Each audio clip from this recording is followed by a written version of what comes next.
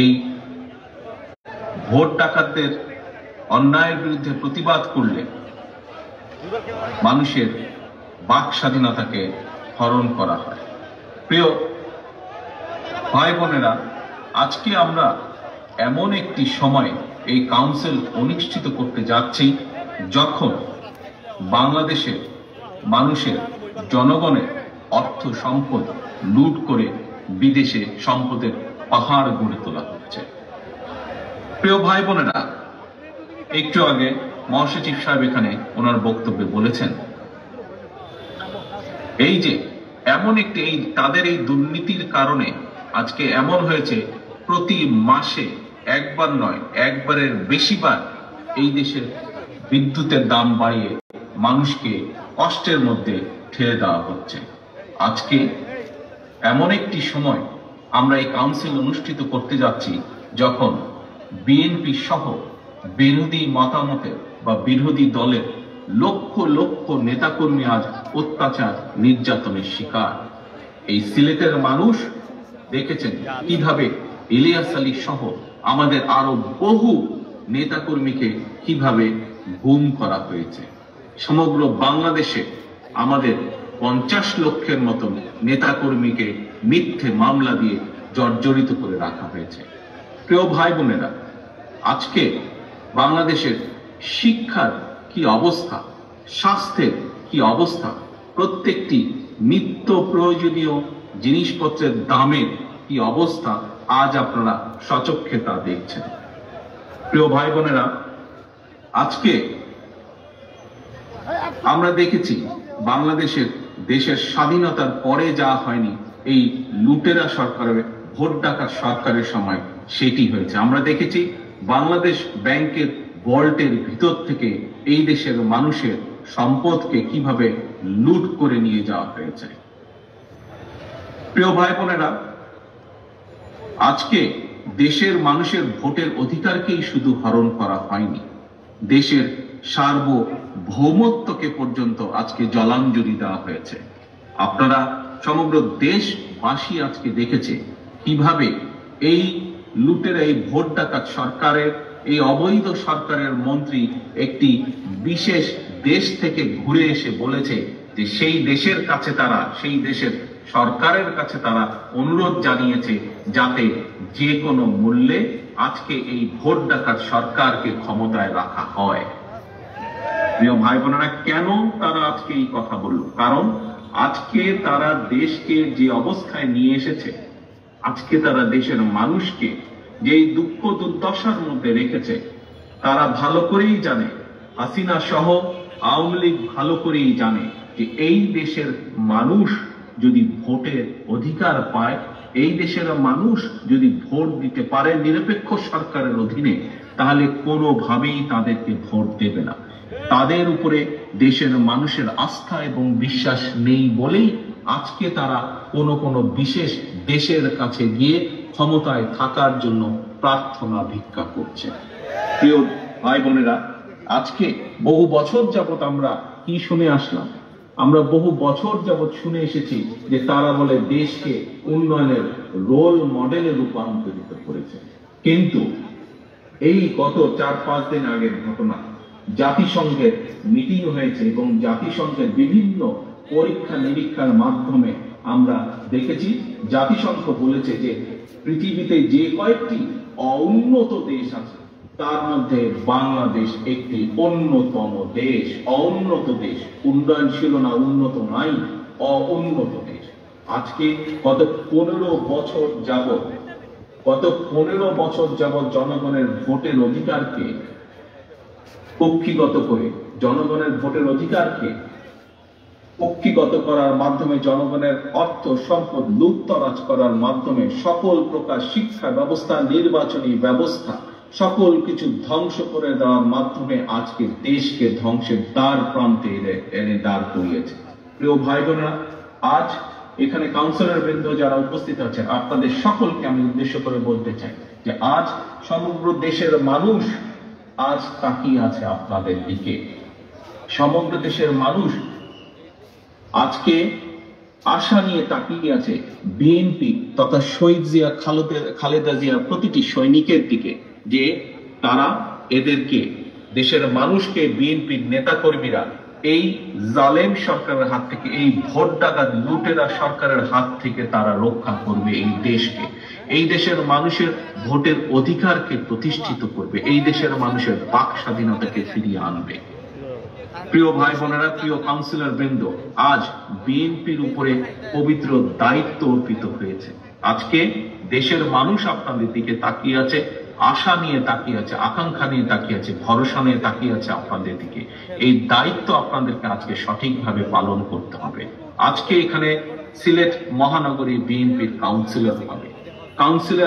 Councillor মাধ্যমে councillor বৃন্দ আগামী সাংগঠনিক মেয়াদ পর্যন্ত তারা দায়িত্বশীল হবেন, সেই ব্যাপারে সিদ্ধান্ত গ্রহণ করা হবে।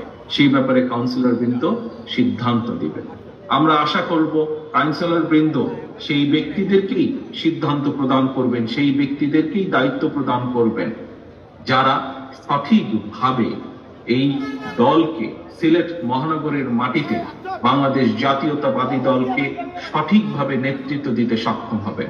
আগামী দিনের আন্দোলনকে সফল করার জন্য যারা সঠিকভাবে দায়িত্ব দিতে পারবেন, যারা সঠিকভাবে দায়িত্ব পালন করতে পারবেন, কাউন্সিলর বৃন্দ তাদেরকেই নির্বাচিত করবেন বলে আমি বিশ্বাস করি। প্রিয় নেতৃবৃন্দ, প্রিয় কাউন্সিলর বৃন্দ, আজকে আমরা এমন একটি সময় এসে হাজির হয়েছি যখন, একটু আগেই আমি বলেছি, সমগ্র বাংলাদেশের মানুষ যাদের ভোটের অধিকার দখল করা হয়েছে, যাদের ভোটের অধিকার কুক্ষিগত করা হয়েছে, সমগ্র দেশের মানুষ আশা আকাঙ্ক্ষা নিয়ে আপনাদের দিকে তাকিয়ে আছে। আজকে পরিষ্কারভাবে প্রমাণিত হয়ে গিয়েছে, আর যাই হোক, এই ভোট ডাকাত সরকারের কাছ থেকে দেশ এবং দেশের মানুষ ভালো কোনো কিছু পাবে না। আজকে পরিষ্কারভাবে প্রমাণিত হয়ে গিয়েছে, গত 15 বছরে যারা দেশ এবং দেশের মানুষকে ভালো কিছু দিতে পারেনি, তাদের পক্ষে আর ভালো কিছু দেওয়া সম্ভব না। মানুষের এদের উপরে, এই ভোট ডাকাত, এই শেখ হাসিনা সহ এই ভোট ডাকাত সরকারের উপরে, এই সন্ত্রাসী দলের উপরে মানুষের কোনো আস্থা, কোনো বিশ্বাস নেই। এবং সে কারণেই আজ এই পবিত্র দায়িত্ব বিএনপির নেতাকর্মীদেরকে পালন করতে হবে। আজ আমাদেরকে উঠে দাঁড়াতে হবে, আমাদেরকে মানুষের ডাকে সাড়া দিতে হবে। এবং সেই জন্যই আজ আমাদেরকে এখানে প্রতিজ্ঞা গ্রহণ করতে হবে যে যতক্ষণ পর্যন্ত বাংলাদেশের মানুষের ভোটের অধিকার প্রতিষ্ঠিত না হবে, যতক্ষণ পর্যন্ত বাংলাদেশের মানুষের গণতান্ত্রিক অধিকার প্রতিষ্ঠিত না হবে, ততক্ষণ পর্যন্ত শহীদ জিয়ার কর্মী, দেশনেত্রী খালেদা জিয়ার সৈনিক কেউ আমরা ঘরে ফিরে যাব না। আজকে প্রমাণিত হয়েছে, প্রিয় কাউন্সিলর বৃন্দ, আজকে প্রমাণিত হয়েছে যে বাংলাদেশে এদের অধীনে কোনো নিরপেক্ষ নির্বাচন সম্ভব নয়।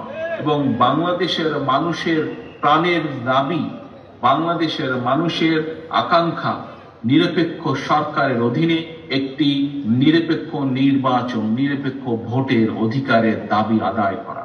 এবং এই দাবি যদি আদায় করতে হয়, প্রিয় কাউন্সিলর বৃন্দ, এখানে উপস্থিত প্রতিটি কাউন্সিলর বৃন্দকে সেই দায়িত্ব গ্রহণ করতে হবে, সেই দায়িত্ব পালন করতে হবে।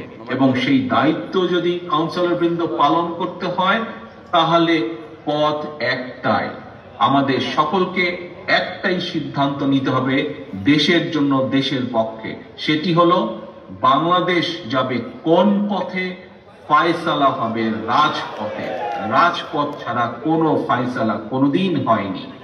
দেশের মানুষের ভোটের অধিকারকে যদি প্রতিষ্ঠিত করতে হয়, দেশের মানুষের গণতান্ত্রিক অধিকারকে যদি প্রতিষ্ঠিত করতে হয়, এই দেশের মানুষকে যদি অত্যাচার নির্যাতন থেকে রক্ষা করতে হয়, তাহলে এর ফায়সালা করতে হবে আমাদেরকে রাজপথে। কাজে আসুন প্রিয় কাউন্সিলর বৃন্দ, আজ আমরা এখানে প্রতিজ্ঞাবদ্ধ হই যে দেশের মানুষ আমাদেরকে যে দায়িত্ব দিয়েছে, রাজপথের ফায়সালার মাধ্যমে আমরা সেই দাবি আদায় করব ইনশাআল্লাহ।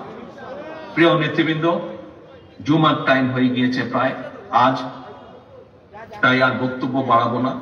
আপনাদের সকলের কাছে আমার আহ্বান থাকবে যে আসুন আমরা সঠিকভাবে নেতৃত্ব নির্বাচিত করি।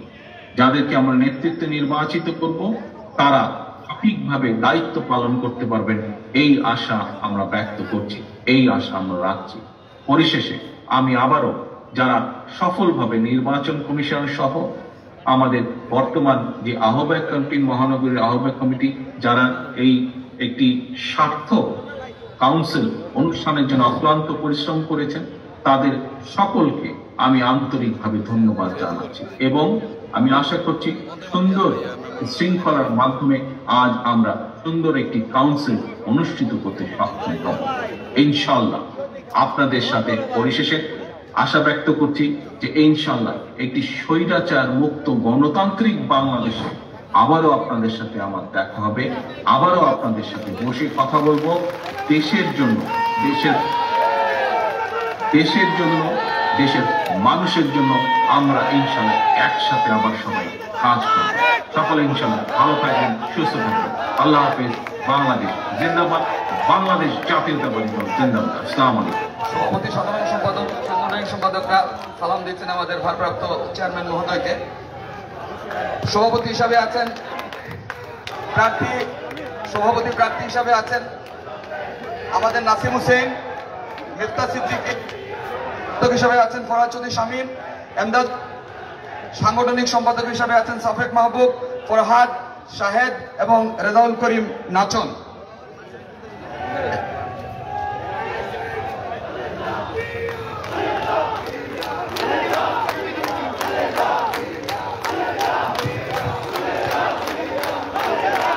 সংগ্রামী উপস্থিতি, এ পর্যায়ে সভাপতির বক্তব্য নিয়ে আসছেন সিলেট মহানগর বিএনপির সংগ্রামী আহ্বায়ক জনাব আব্দুল কাইয়ুম জালালী পঙ্খী। এবং আমি একটা দৃষ্টি আকর্ষণ করছি, আমাদের সম্মানিত কাউন্সিলর যারা আছেন, নামাজের পরপরই আমাদের আপ্যায়নের ব্যবস্থা আছে। গুলশানের সামনে সভাপতি, সাধারণ সম্পাদকরা প্যাকেটগুলো কালেকশন করে নেবেন। ধন্যবাদ আপনাদেরকে। বিসমিল্লাহির রহমানির রহিম। আজকে